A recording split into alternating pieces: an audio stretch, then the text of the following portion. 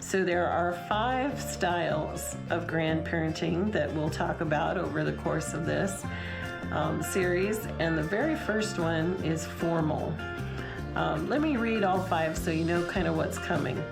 Formal, fun-seeking, distant, surrogate parent, and the reservoir of family wisdom style of grandparenting.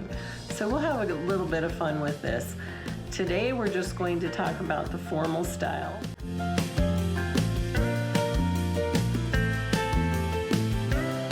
Hi grandparents, we are starting a new series, and this is kind of fun because we are going to talk about the different grandparenting styles and the satisfaction of those styles.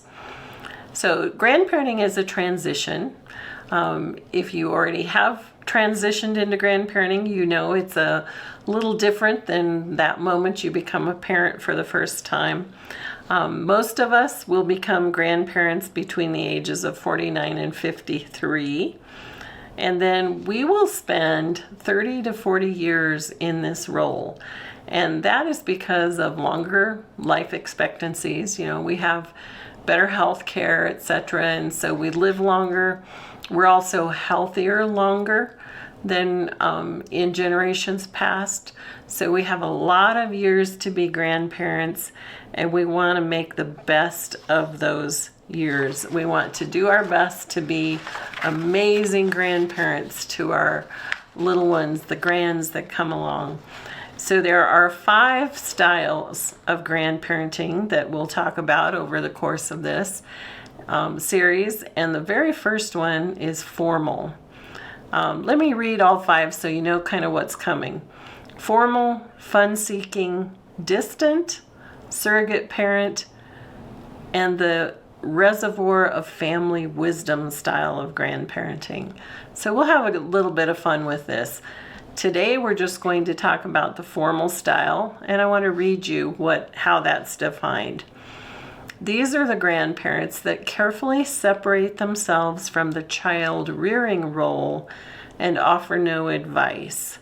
They are interested in their grandchildren. They provide special treats to indulge them, but they never play the role of surrogate parent. I can tell you right off the bat, that's not my style. There's nothing wrong with any of these styles, so it'll be kind of fun for you to categorize yourself as we go through them.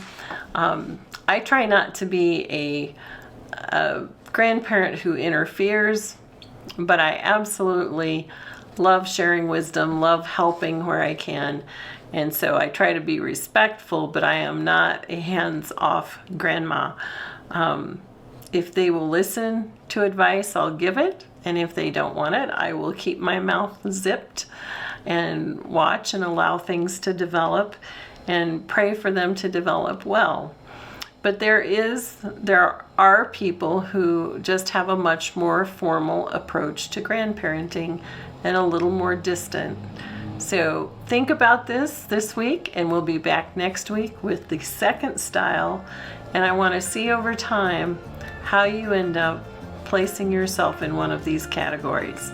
We'd love to hear your comments, so if you want to drop in a comment when we hit your style, we'd love to see that on the video. Thanks a lot. Be grand.